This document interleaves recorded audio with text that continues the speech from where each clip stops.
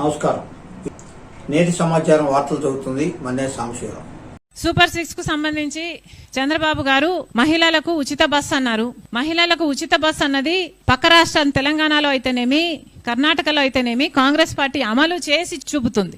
మరి అలాంటి పథకానికి కూడా చంద్రబాబు గారు ఎన్ని సాకులు వెతుక్కుంటున్నారో చూడండి. కనీసం సంవత్సరం అయిపోయింది, ఇప్పటికీ కూడా ఉచిత బస్సు మొదలు కాలేదు. అది ఆగస్టు 15కు చేస్తామంటున్నారు. ఎంత మటుకు అవుతుందో తెలియదు. ఒకవేళ చేసినా కూడా దాంట్లో కూడా మళ్ళీ మహిళలకు సంబంధించి ఇంటర్ డిస్ట్రిక్ట్ అయితే అది కవరేజ్ చేయము అంటున్నారు. మోస్ట్ ఆఫ్ ద విమెన్ 16 లక్షల మంది మహిళలేమో ప్రతిరోజు బస్సులలో ప్రయాణిస్తారు. వాళ్ళందరికీ జీరో టికెట్ ఇవ్వాల్సిన అవసరం ఉంది. ఆ జీరో టికెట్ మీద కూడా మళ్ళీ చంద్రబాబు గారు స్టాంప్ వేసుకుంటారట.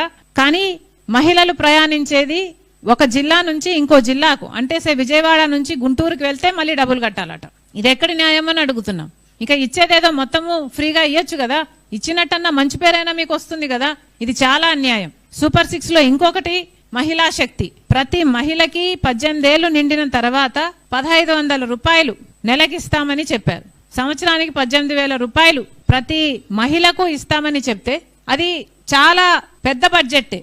కానీ కనీసం ఆ మాత్రం క్యాలిక్యులేషన్ మీరు చేసుకోలేకపోయారా? ఎన్నికలప్పుడు మీరే కదా ఊదరగొట్టారు, ప్రతి మహిళను మేము శక్తివంతురాలని చేస్తామని.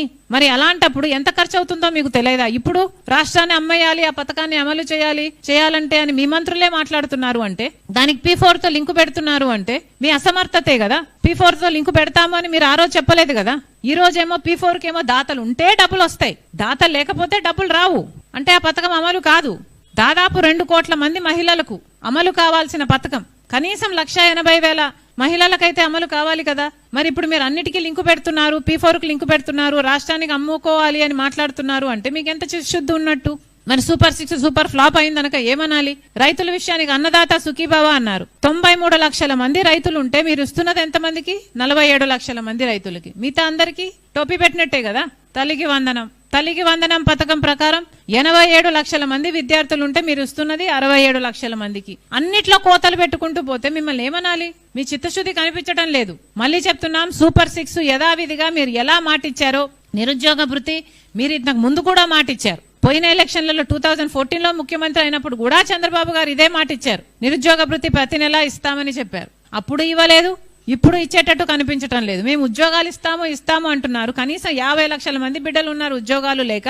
కనీసం మీరు ఉద్యోగాలు ఇచ్చే వాళ్ళకి ఎప్పుడు ఇస్తారో తెలియదు. పోనీ 20 లక్షలు ఇస్తారా? ఎంతమందికి ఇస్తారు? ఇంతవరకన్నా మీరు నిరుద్యోగ భృతి ఇవ్వాలి కదా. అటు ఉద్యోగము రాదు, నిరుద్యోగ భృతి రాదు. మరి మీరు ఇచ్చిన మాటేమో ఏరు దాటేంత వరకే ఓడమల్లన్న, ఏరు దాటిన తర్వాత ఓడమల్లన్న. అదే అంతవరకు పోడిగుండు. అదే మీరు ఎప్పుడెప్పుడు ఇస్తారా అని 4 ఏళ్ళు ఎదురు చూడాలి. అంతేనా? ఎవరైనా ఏమనుకుంటారండి? అధికారం లేకొచ్చిన వెంటనే అన్ని హామీలు నెరవేరుస్తారు అనే కదా రాజశేఖర రెడ్డి గారు ఎలా అమలుపరిచారు? మొదటి సంతకంలోనే అమలు పరిచారు కదా. మరి ఆ క్లాస్ ఎక్కడుంది? అవును, నాకు తెలియదంటనా? చంద్రబాబు గారికి ముందు తెలియదా? వచ్చాక డిస్కవరీ చేశారా? డిస్కవరీ ఛానల్ ఏమైనా పెట్టారా? కాదు కదా. ముందు నుంచి తెలుసు కదా ఎన్ని అప్పులైనాయని. 11 లక్షల కోట్ల అప్పులు ఉన్నాయని చంద్రబాబు గారికి తెలియకుండానే ముఖ్యమంత్రి అయ్యారండి. మరి అన్ని తెలిసే కదా చెప్పారు చంద్రబాబు గారు. ప్రతి నెల మహిళలకి 1500 రూపాయలు ఇస్తామని. చాలా అన్యాయం ఇది. చేస్తారండి. ఈ రాష్ట్రం అంతా పేదరికంలో కొట్టుకున్న తర్వాత చేస్తే ఏం లాభము? అధికారం లేక